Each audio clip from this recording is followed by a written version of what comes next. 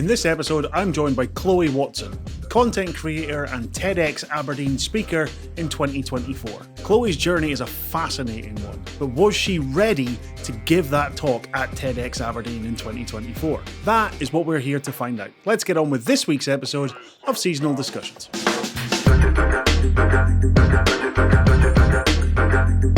Welcome back. It's another episode of Seasonal Discussions. It's still me, still my face, still my voice.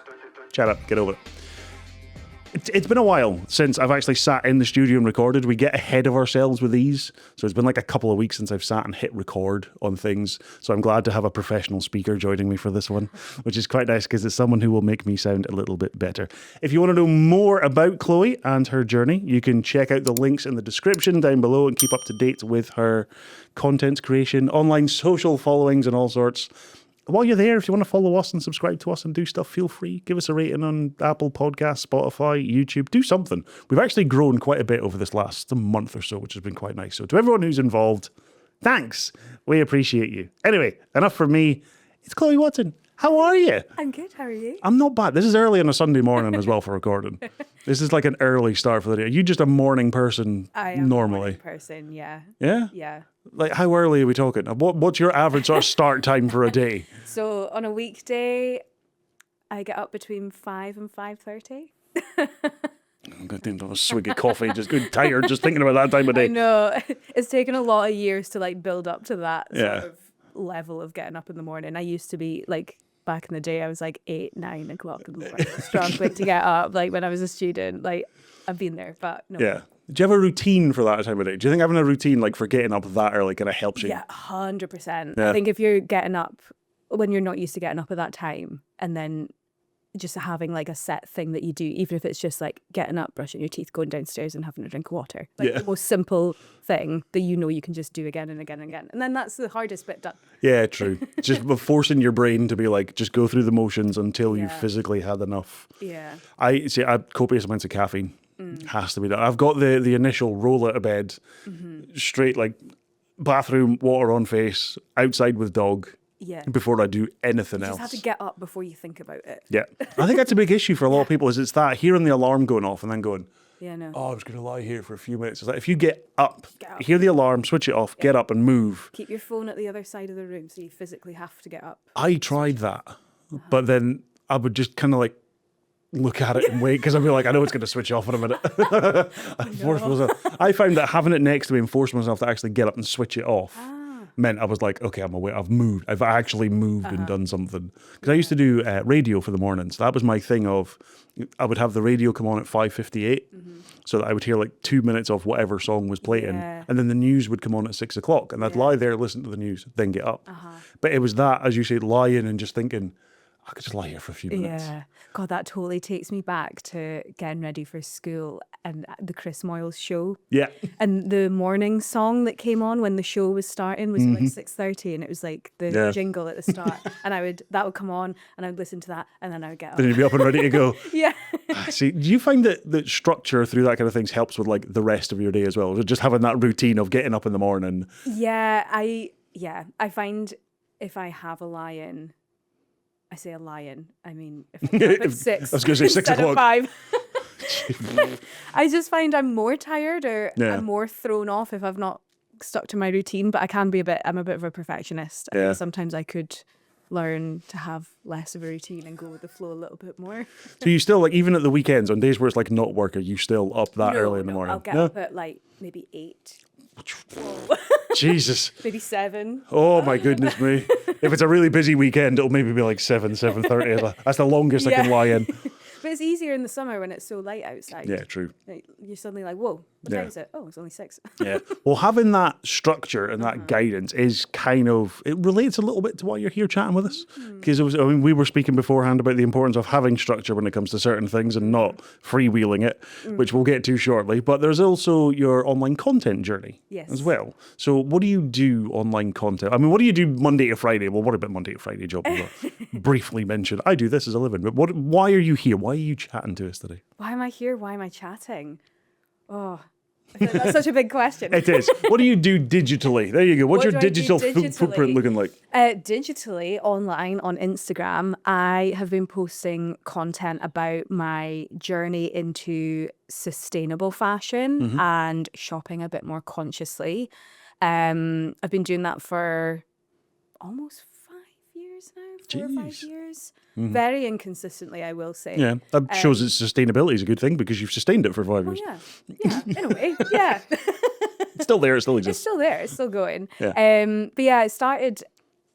I think all through my life, fashion has been important to me in terms of a way of expressing your identity, showing your personality. I've always found fashion is important, but I remember sort of 2016, 2017, that was when like bloggers were really big and I wanted to be like the next Zoella on YouTube. And Please just don't release an expensive calendar. no, I won't. £50 calendar for 10 days worth of stuff. Yeah. Never good. Yeah. But yeah, like that was when bloggers and fashion bloggers were so big. And I thought, oh, that's amazing. I want to do that. Like I really like content and social media. I love fashion. Like, let's do that. Yeah. And I just found very quickly, like, I was just like, I can't keep up with this. I can't be buying like hundreds of pounds worth of clothes just to show it and tell other people to buy it. Like, I can't afford this. Yeah. It just feels a bit silly because next week there's going to be something else. Like, it's just everything. The trends are changing so quickly. Nobody can keep up. And I just thought, it just doesn't really seem like it makes a lot of sense. Yeah. It doesn't feel good to encourage Yeah. that. So when was it? Like, 4 or 5 years ago, I started posting a bit more about sustainable fashion and just being a bit more conscious with what you're buying and, you know, how to, and it's still a journey that I'm on and I'm still learning a lot about all the time. Like, how do you find your style and wear clothes that make you feel good without falling into the traps of consuming all the time and constantly feeling like you have to buy new. Still very much a journey that I'm on, that I'm learning. I think it's a good journey for a lot of people to go on. We found that going on those kind of journeys is good. When I was down in Edinburgh, I discovered something called the kilo sales, which I never knew existed. Had no idea what they were. I was a friend of mine in Edinburgh. I went, oh, they come along to this sale, and it's basically fill up your basket and you pay X amount per kilogram of clothes that you have. And I was like, it's amazing. Like, it's a great way, because you have to then start thinking, like, you smart so much shopper. Smart so much shopper? Shop so much smarter. Hang on. Shop so much smarter. Yeah. Because you're picking things up. So, like, I bought 4 T-shirts and a denim shirt at that point in time. And as I'm going up, I'm going, hang on a minute, this denim shirt weighs like the same as what these 4 T-shirts are. So I'm going to pay the same for this one item that I am for these other 4 or 5 items that I'm buying. And just that, because it's a physical weight that you're carrying around, it kind of makes you think a little bit more about, okay, do I actually need this? Yeah. Like, is it something I'm just buying for the sake of it because I thought, oh, that looks pretty? Or is it something that I'm actually going to get the use out of? And it made me think a lot more. So I'm now, I love thrift shopping. Yeah. So going like that in the vintage shops, the charity shops on Union Street, I'd love doing all that vintage hunting stuff instead. It's so cool. Yeah. Even like Vinted online. Yeah, Jeepers. love a Vinted or Depop. Or Yeah, as much as I like try and avoid online shopping as much as possible because far too easy a hole to fall into. Yeah. And I much prefer giving back to the high streets anyway as much as I can. It's so handy to go on and find all these bargain stuff online. Have you found that sort of the rise of vintage shopping almost has kind of helped with that sustainability approach to fashion? Yeah, I think so. It's interesting seeing how that's become more and more popular now. Like, it's almost like that's become a trend in itself. And seeing, you know, trends from like the 2000s, like early 2000s or the 90s coming back, and people are getting them off of Vinted or Depop or from vintage shops. It's interesting to see that come back around. But yeah, I think it helps that has now become more popular and more mainstream to do that. Because as much as I'm not even going to pretend I'm above trying to be cool. Yeah. Like, we all want to look good and feel cool to be accepted by the wider group. It's just human nature. Yeah. So it's hard to, you know, completely break away from fashion trends and looking cool when that feels like such an important part of who you are and a way of fitting in with the wider group. Yeah, yeah. So it's nice that is now more popular. Yeah, because you don't feel like you're buying differently than everyone else who's around as well, Yeah. because everyone's starting to... Exactly. Because I don't feel like I'm someone that... I'm not a person who goes against the grain and is really out there and really bold. Like, I don't feel like I'm that way inclined. Yeah. I like fitting in. Yeah, but again, there's nothing wrong with that. Yeah, I think it's that's human nature, isn't it? Well, this is it. I guess for some people, feeling like they stand out and feeling like they are different and they're alternative, I think, I suppose, is the term that I'm constantly told is used now. Yeah. I don't know what it is. Do you know what I got criticised for once? And this always stuck with me when it came to shopping for clothing and fashion. Is someone told me I look like the kind of person who just buys an item because they like it, not because it necessarily goes with something else that they have. So I don't like buy a shirt because I think it'll work with a pair of trousers I have, or I don't buy a particular pair of trousers because I go, oh, I have a top that this will match up with. I just buy items that I like. So it's not buying sets, it's not buying outfits. I just buy individual things. And I think that seems to be a much more sort of general approach to things now. Is a lot of people go, I'm not buying it because it fits with this. I just really like that one thing, and I'm buying that one thing now. Yeah.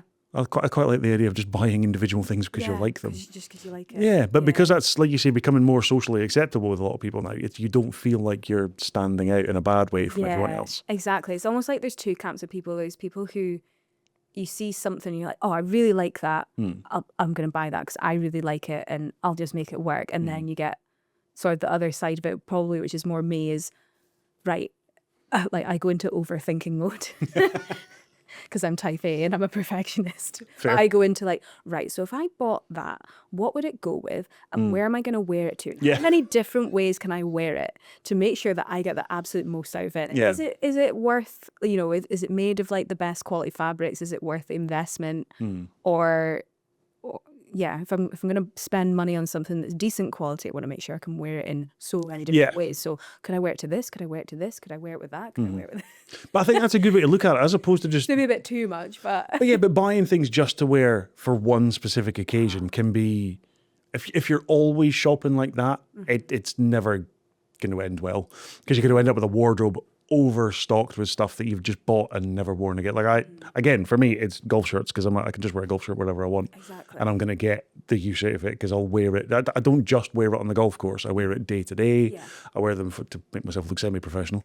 My theory is polo shirts work for most things. So I'm like, I can look casually smart at the same time. But having that approach to, can I wear it? It's not always can I wear it with multiple different things. It's can I wear it to multiple different occasions. I think it's a huge thing for so many people when it comes to shopping now. Definitely. I think, like, my perspective is it feels so much different for women as it is for men. I feel like, girls and young women getting ready for a night out and picking an outfit for a night out, it's like, God forbid you wear it again the next week. Yeah. Because that would be criminal to be seen in the same dress. How dare you? It's like, but I don't know, it's like, why? Yeah. I love when, friends of mine say, oh, that top, oh, you always look great when you wear that top. And, oh, I remember you wore it. Like, it's nice, like, having memories kind of built into the clothes that you wear again and again and again and again. And, like, who cares if it's, the 10th time you've worn that top or that dress for a night out? Like, yeah. It's nice. It's like, a good thing. Exactly. It's like, you bought money, you spent money, so you bought money. What is wrong with me this morning? You spent money because I'm turning into crypto now. You've bought money. You spend money on something because you like it. Yeah. So why only restrict yourself to just wear it once? Like, that baffles me. And it's some of the celebrity culture, I suppose, that I follow online. I love watching the ones who are just wearing whatever they want to. It's like, people will question them, oh, we saw you on the runway wearing this last week and you're wearing it again this week. It's like, yeah, because I've spent money on it and I want to wear it again. Yeah, it's like, did I look good in it last week? Yeah, cool. Guess what? I'm wearing it again this week. Do you feel good in what you're wearing is so important. And I think you're right with women and young girls now. There's so much, less pressure now, I think, than there was 10 years ago with a lot of the media. Yeah. For that side of things anyway. Yeah. But there's so much pressure on them to always be different and looking a certain way, and it's like, go just let people exist, please. Please stop with all that sort of stuff. It's all the micro trends as well, like the ballet core and the wife trend. Exactly. Every week there's a different one. It's like, yeah. It feels like people have to are forced to fit into, like they'll wear something once and then all of a sudden they're labeled as whatever that type of fit would fall under. You're that person now. Yeah. You're the alternative emo person because you wore that black shirt that one time. It's like, no. Yeah. Like, you don't have to wear that stuff all the time. Exactly. Yeah. I feel like with fashion trends changing so quickly, it's just like, what does that say about how well you know yourself and your identity if you're constantly shape-shifting to fit with whatever the new trend is this week? Yeah. And like, if it's something that you like, then yeah, by all means, like lean into it. But Yeah. I don't know, it's that pressure is definitely there more for women and girls than it is. There's like this stupid patriarchal approach to things of men can look smart and men be okay, which pisses me off something chronic. It really does. I used to paint my nails regularly as well because, again, it was something I liked doing and it made me feel better about myself. But again, you start getting that judgmental approach because that's something that women do regularly. It's like, go and just shut up. It's like, are you be comfortable and allow people to be happy in themselves instead of boxing them into what society thinks they should be doing or what they should be looking at. 100%. Pisses me off. Drives me round the bend. I hate you, Annie. Well, as well as your digital creation, your digital path through the fashion side of things, you, a couple of years ago, were literally, you're under a couple of lights here, but you were quite literally under the spotlight on stage. Yeah. Talking. Tell us a little bit more about what was it you did and how did that experience come about for you? So, yeah, where do I start? Feels like such a long story, but... Well, when we say you were on stage under the spotlights, what was it you did? I gave a TED Talk. You gave a TED Talk. It still feels weird to say that, even like nearly 2 years later. Because it's almost like a cliched meme phrase. It's just like, oh, thanks for coming to my TED Talk. It's like, no, someone literally did. People literally came to my TED Talk. I know. So what was the theme when you did your TED Talk? The theme of that year was identity. And I honestly did not think I was ready to give a TED Talk by any means. I always sort of admired people who gave TED Talks. I love motivational speakers. I always thought, oh, I'd love to be able to do that one day, maybe. And then the theme was announced and it was about identity. And I thought, I feel like I could say a lot about sustainable fashion and, well, fast fashion as well. And this changing your identity as the trends change. What does it say about who we are if we're constantly buying new clothes? If fashion is this thing that plays a big part in shaping who we are and expressing who we are, what does that say about our identity? So I felt like I had a lot to say in that realm that I hadn't really seen spoken about before, and coming at it from the angle of, you know, I'm not this like climate activist who's trying to save the world one fast fashion haul at a time. I was going to say one halter neck at a time. Yeah, exactly. Like, I love fashion, but I also understand that this has a terrible impact if I'm constantly buying clothes all the time, but less about the impact on the planet, more about the impact on myself and who I am as a person. So I just applied thinking that could be really interesting to have someone speak around that angle that's quite different and also quite timely at the moment. So I applied in June 2024 and then I got told in August that I had like made the cut and I was going to be a speaker. I nearly threw up.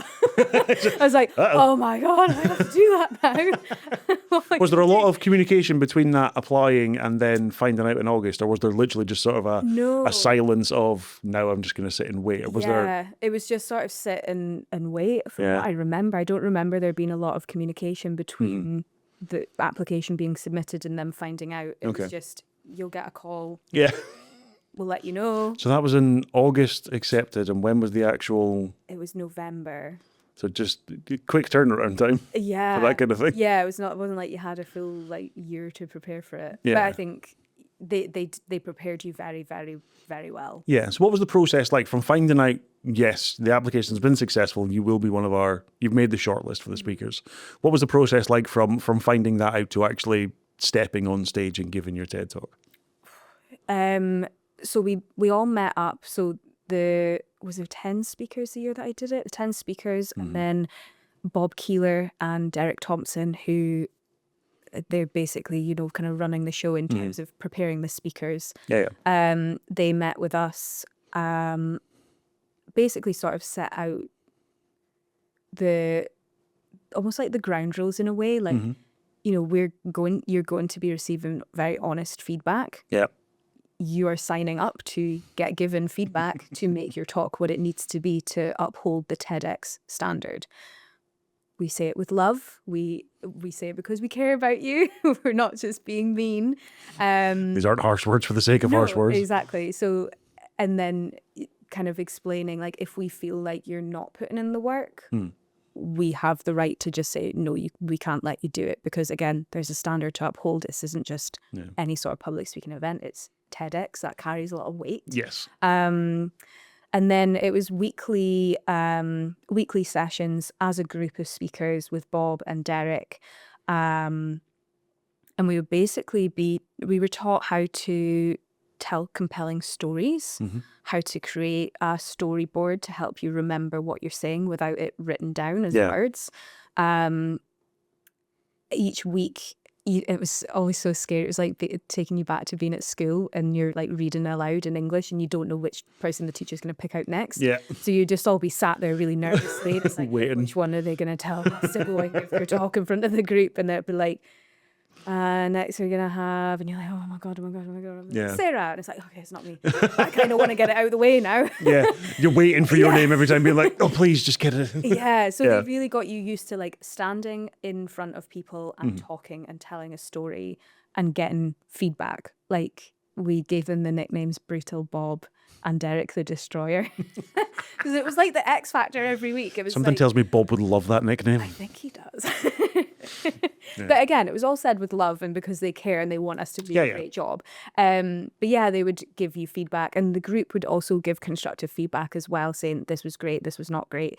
I feel like I kind of lost you at this point, or so it was really helpful. And then they also had performance coaches sort of working with us. There was Judith, Stephen, and Zia Smith. I worked with Judith throughout the process, and she was absolutely fantastic. Like, she's worked with actors and West End performances, West End performers to... Your turn. Yeah. I know, what's going on I've had this stutter this morning. It's your turn now. So Judith worked closely with me. It was almost like having free therapy to understand, like, why are you so afraid of speaking in public? And you're why? I don't know. And like really getting under the surface of like, what is there to be afraid of, really? Really? Like, all you're doing is you're standing in front of people who want to see you talk about a topic that you feel strongly about. And you don't have to... I think something I struggled with through the process was I felt like I had to throw in, all these like stats and research and stories about, garment workers in the, like, like, because I feel like, but this is a story and this is a topic that's bigger than me. It's an attention grabber. I need to make it really strong because it's a TED talk. Like, I have to, do my research kind of thing. They were like, no, this is about you. It's your story. It's just your story. And I was like, yeah, but I feel like, I'm just a girl that bought loads of clothes and then decided it didn't make me that happy. And but that's enough. That's what people relate to. I can Google statistics and research if I want to. You being yourself and just telling your story as it is enough, because that's what's relatable. So kind of working with Bob and Derek and Judith to understand me just being my authentic self is enough. I don't need everyone to like me or agree with everything that I'm saying. I just need to express myself as authentically as I can, and that's all I need to worry about. And I'll put in the practice and I'll put in the work to be able to do that. So that was that. But it took a long time to get to that. I was going to say, it's obviously it's a short sort of time from, it's not like you've got an entire year, as you mentioned, to practice or to prepare for doing this thing. And I think that authenticity of your own story people would say, oh, surely that makes it easier because you're not having to research, you're not having to do this, you're just telling your story. But it's important for that story to be structured in the right way. And like you say, to storyboard it out, to plan it out. Did that part kind of appeal to your overthinking aspect of like, I get to overthink this a little bit more? Or did that just kind of add to the pressure of, now I'm overthinking everything? Yeah, I think it came and went in waves. There were times where I was like, okay, this is great because I like having structure. I liked having the structure of telling a story, and you have like you're setting the scene, turning point, you're overcoming a challenge, your resolution, and then the impact. I liked following that structure and adding loads of those in throughout. But then inevitably I remember writing the script and thinking like, this doesn't sound like, is anyone going to find that interesting? Like, is this even interesting? And like Bob and Derek, they kind of had to keep saying like, yes, because it's so relatable. It's small, everyday, little things that are so relatable that we're like, oh yeah. And they're like, they were saying, you know, I'm a man, like a middle-aged man, and I still find it relatable because I'm like, oh, my wife would have said exactly the same. Like, you know, it's universal. So I liked having the structure of mapping out a script. I think at times I would overthink it because I thought, is it really interesting enough? And then having to cut, like you had to be quite ruthless cutting bits out because you can't just go on loads of tangents, and you have to keep it quite concise and always be bringing it back to the core message of what it is you're trying to say. Like everything has to tie back to that first, that important point that you're trying to make. Yeah, like where you're going to then land on the final point, the message that you want to leave people with. Every story has to kind of lead up to that. So, you know, you could throw a story in there, but it's like, if it's not relating to the impact and the message you want to leave people with, then it's not worth having. And you would have to be really ruthless, like cutting bits out and thinking like, oh, but I really want to tell that story. And it's like does it 15 minutes? It's like, does it add?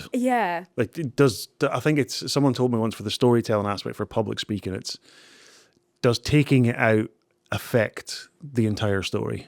If taking it out then means that this doesn't make sense or that doesn't make sense, then maybe there's a reason to leave it in. But if you can take that out and everything else still works, it doesn't need to be there anyway. So just get rid of it. Yeah, there was a whole story that I had in my talk up until, when was it? Maybe like 8 weeks before. I can't remember, but there was a story that I was adamant was going to be in there, and it just didn't make the cut because there was a different story that was far more compelling to tell. So it happens. So the talk itself was 15 minutes. 15 minutes, yeah. How did it feel getting up on stage under those lights in front of the people? Did it feel like 15 minutes or did it feel like a lifetime? No, it felt really quick. I remember right before I was about to go on. So I was the second speaker of the day. So it was done nice and early. Didn't have to wait all day for it. So I was kind of glad, but I also didn't have to go first. So that was good. The crowd was a little bit warmed up. It's like, yes, they're settled in. They're comfortable in their seats now. Perfect. This is great. I remember just before going on, I was like, could feel like my heart racing and like hyperventilating. I was just like, oh my God, oh God, I can't do this. And Judith was an absolute saint and like we'd been doing breathwork exercises in the sort of rehearsals, and she just got me to do like a breathing exercise and just sort of calm me down and said, you know, you're gonna go out and you're gonna do it and it's gonna be fine. You have nothing to be afraid of. So I was like, okay, great. So I remember sort of waiting in the wings about to walk out, and I was just having to sort of pretend that I was really excited and not nervous. I'm like, I'm not nervous. I'm really excited. This is fun. This is fun. This is great. I get to walk out on a stage and talk to people about something I care about. Isn't that wonderful? Isn't that so exciting? This is so exciting. All try to tell yourself. Convincing yourself the entire time. This is fine. This is fun. It's fun. I'm having fun. Just that dog meme of sitting in the fire room going, this is fine. I'm okay.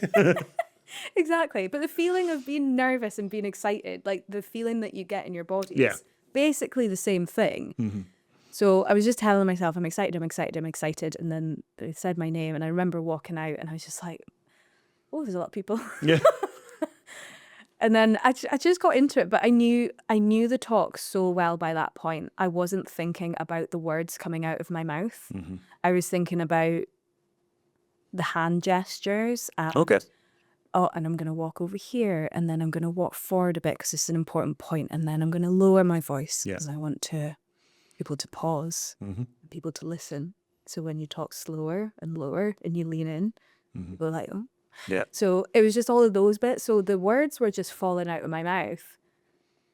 And I knew, because I'd practiced it so much, I knew I could just Go. say it as it needed to be said. And I was just, as I was doing it, I was thinking more about, okay, right, so where's my fiance sitting so I'm not like distracted? Okay, right, he's over there, right, don't look at him.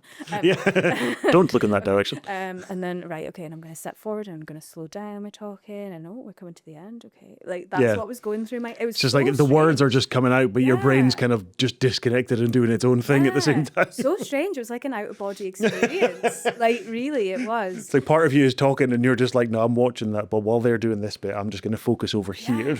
It's nuts. But that comes from hours and hours and hours of preparation. I remember thinking to myself, if I put in 100 hours of doing the talk to the point that I'm bored of it, to the point that I don't want to practice it again because I'm so bored of what it is, like that's the level I need to get to be okay with doing it on stage and be comfortable. And a lot of people, like myself included, say, oh God, what if I forget what I'm saying? And I didn't look at that. Like, we had our storyboards just sort of like low down at the front of the stage just so you can look at it if you needed to. Didn't look at it once. That's a confident sign of you know what you're doing. Yeah. How did it feel once the talk itself was done and you're kind of receiving that recognition and acknowledgement from the crowd and stepping off stage? How did you feel at that point? Like, very emotional. It was like just a big release.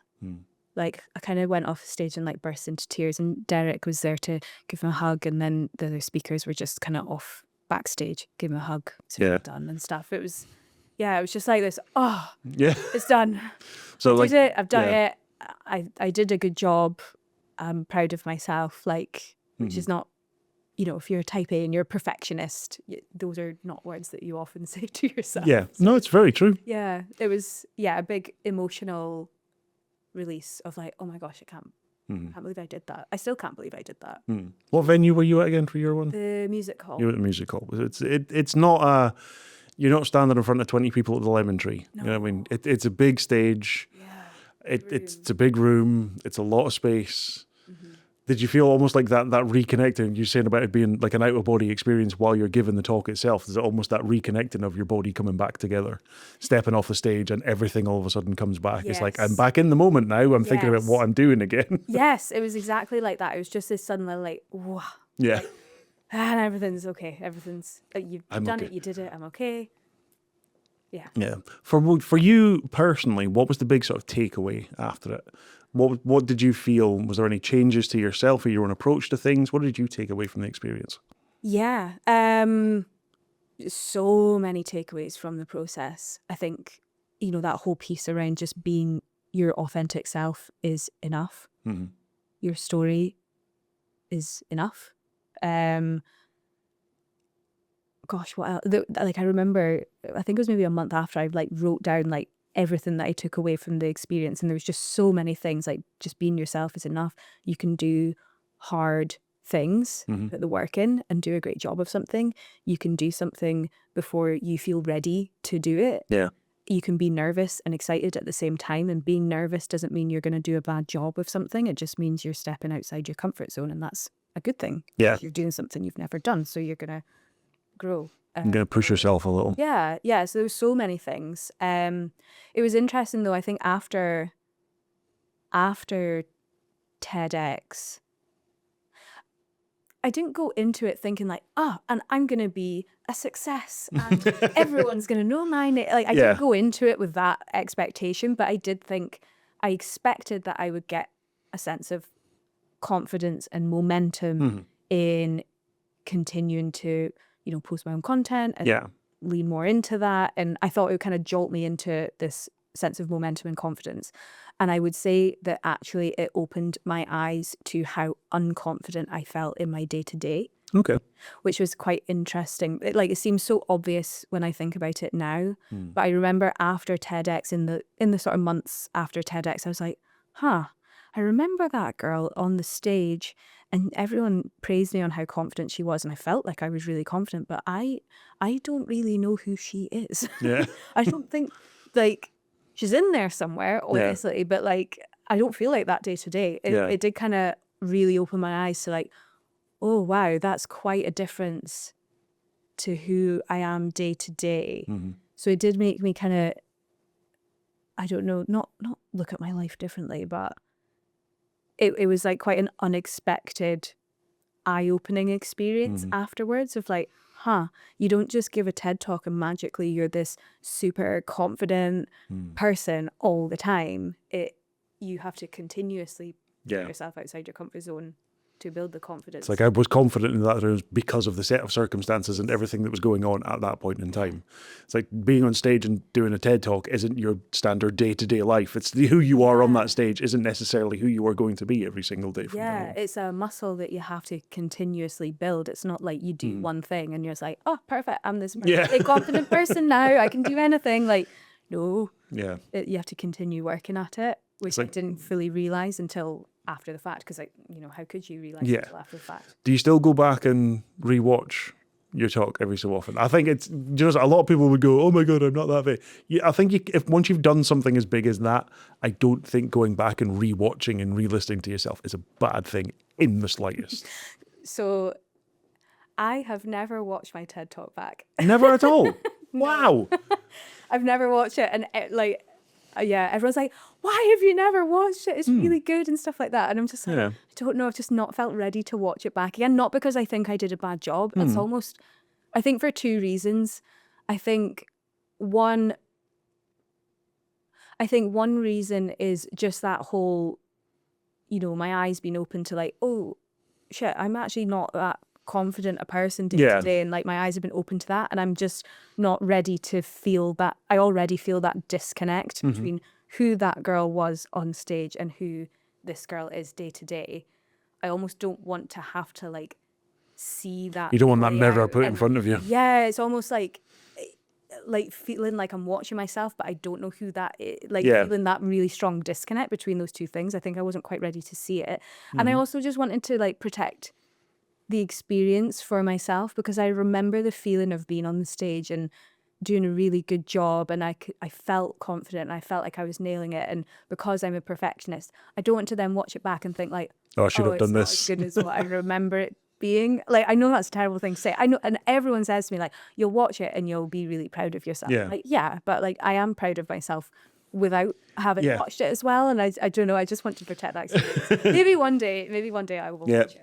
So, well, I mean, you've got a rather big event coming up soon anyway, so I'll just give you that confidence again to stand up and do a talk at a table afterwards. Maybe there's a point where you're having a meal at some point on an important day coming up where you might have to stand up and talk. What is that again? No idea. But yes, you've got a wedding coming up soon. Yeah, a wedding. Someone's wedding. Someone's wedding. Yeah, just a wedding where you have to go and do a talk thing.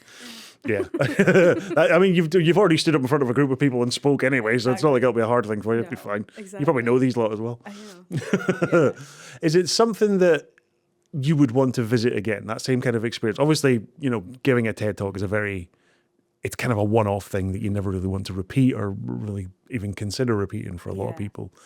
But is that general kind of thing, like standing up and speaking in public, is that something you'd want to revisit again in the future? Yeah, definitely. Yeah. Yeah, because I think it's an interesting, I don't know, I've always found public speaking and, motivational speaker really interesting. I remember, being at high school and having, it was like some motivational speaker from America or something, like telling his story, and I just found it so inspiring. Yeah. And I remember thinking like, oh, I'd love to be able to do that. Like I've always found TED Talks and motivational speakers and podcasts like just very motivational and inspiring. Yeah. So yeah, I'd love to continue doing that. Okay, well, you never know. There's always the opportunities for people to do public speaking events, especially up here in the Northeast, because there's loads of it going on. Yeah, definitely. Any advice you would give to someone looking to or considering doing a TED Talk, or seeing a theme for a TED Talk and thinking, well, maybe I have a story that would fit in with that theme? Is there any advice you would give to someone who's maybe considering doing it? Yeah. I'd say if you have a story that I think everybody has a story Oh, to yeah. tell. I think having a message or something that will leave people with impact. Because I think there's a difference between, like, storytelling is such a big part of public speaking and the TEDx process. But I think tying it to a message or something that you can give to other people rather than just telling your story for the sake of telling a story. It's like you want it to not be too self-indulgent. You want to be giving something back to someone, sharing insights or lessons or wisdom in some way. So I think having a story to tell is one thing. Having a core message or what you want to leave people with is another. I think I would definitely say do it before you feel like you're ready to do it. Loads of people say, I can't believe you've never done public speaking, and you did a TED Talk as the first. I'm like, yep, me neither. Go big or go home. Yeah, that's very bold for me. I'm not normally that type of person, but I just felt so like driven by the message and the impact and the story to tell that outweighed my lack of experience and confidence. I just thought, oh, well, I'll apply and, I probably won't get it. I think everyone probably has that thought. If someone goes into that application process thinking, I'll get it, then it's probably not for them anyway. No. And I think that could do you a disservice later on when you kind of have to be brought back down to earth. Yeah. I think if you go into something like that too confident, you'll get a shock. Yes. Especially when the criticism and the feedback starts happening. Yes. So I think going into something like that before you feel ready is a good thing. It means you're more moldable. Yeah. You're more open to taking the constructive criticism and the feedback and learning. And if you put in the hours, then you will be ready. Yeah. Of course, you're not going to be ready when you start because no, you exactly. have so many hours to put it. So yeah, I would definitely say start before you're ready. It's something that I'm trying to continuously learn after that experience of doing it. And I mean, I think I did a good job. Well, it's a great approach to things. And like you say, you're never ready for something the first time you start it. You don't start school knowing everything before you go into school. You don't start your first job or a job in an industry you've never worked in before knowing exactly what you're going to do beforehand. Exactly. You're not ready for it, but you go in, you do it, and you learn while you're going. Yeah. And I think being open to that learning is a big thing for it. So it's a huge takeaway for a lot of people to have. And it's a great little message to leave people with as well. You talk about a message. Well, there's a great message to share people with. We appreciate to share with people. I'm still doing it now. Dear God, I'm catching myself as I go. That, I understand everything you said, clearly. Do you know what to me is I read this thing before about if you put a word and any word at all, the word another, as long as the A and the R are where they should be, you can rearrange the letters on the inside and your brain will still understand that word. So I think that's what I'm doing with sentences is I'm taking the actual words that belong in that sentence. Yeah. First word and last word, totally fine. I'm rearranging the sentence in the middle. And you're still following along with it, so I'll take that as a win. Well, listen, we're grateful to you for coming in and chatting to us. But before you're allowed to escape, we do have one question to ask that everyone gets asked. A friend or a family member or an acquaintance is visiting Aberdeen for the first time. Where are you taking them? Where would I take someone who's never been to Aberdeen? There's so many places. I would say Union Terrace Gardens. I would also say the beach as well. Yeah. Because I think that's quite unique to have a beach in a city. Not many cities have a beach. Especially not a beach where you can get blown away very, very, very quickly. Or mauled by a seagull. Literally, seagulls the size of feral cats. Yeah. Even feral cats are terrified of the seagulls up here. Exactly. And I think that's a fair point, especially with a lot of the changes that are happening with the city centre. Union Terrace Gardens is a great space. Stunning. It's a beautiful little area in the city centre. Could more be done with it? Yes. Could it be used more by the city council or other organisations to put events on? 100%. But the beach is starting to look pretty damn awesome as well with the renovation. To see the renovation of that. We were down in that area yesterday, sort of driving past it. And again, we go down that area kind of like once a week. So it's nice to go down and kind of see that. Just a week later, like what's changed. Oh, an extra fence has come down. I can see over this area now. Oh, this bit's come down. I can see over there. It's nice to see. And I think by the time that fence has come down and the area is accessible to the public again, it's going to be awesome. It's going to be so good. Exactly. We've gone through the labour pains. Now we're going to have the baby of the beach at the end of it. Hallelujah. Beach baby. Exactly. Beach babies. We're all beach babies if you're born in the Northeast. There's so many beautiful beaches up and down the Northeast It's coast. stunning. It's such a beautiful place to live. Like there's a guy in my team at work. He is based in Newcastle, but he comes up to Aberdeen once a month. So it's quite nice seeing his perspective as a non-native, like a fresh set of eyes on Aberdeen. He thinks it's great. Like we go for a 5K run a morning that he's up down the beach, and it's just so nice. And then we often go to Wild Goose for coffee, overlooking Union Terrace Gardens. And he just thinks it's great. And it's like, it is great, actually. It's a really great city. Well, I have a challenge coming up soon, which will be posted on our channel, so I'm not going to spoil it just here, but I'll tell you what it is after I've stopped the recordings of it. But Chloe, thank you so much for coming in and chatting to us. It's been an absolute pleasure. All the links to keep up to date with your sort of sustainable fashion journey through your Instagram channel will be in the description down below this. So if people want to follow along, you can do so. Click the links, click follow, click subscribe, click everything else. And grow the numbers and help grow the message. I think it's worthwhile doing. Thank you. We will be back with another episode next Monday, 8 a.m. GMT. If you don't already follow us, do so, and then you won't miss out whenever the content is posted. And yeah, I'm going to go have more coffee because it's still not even lunchtime on a Sunday morning yet as we record these things. Thank you everyone for watching and consuming the content, however you do so. And thank you for all the support as we have grown over these last few months. It has been pretty goddamn awesome. We'll see you next week with another episode of Seasonal Discussions. Take care. Bye-bye for now.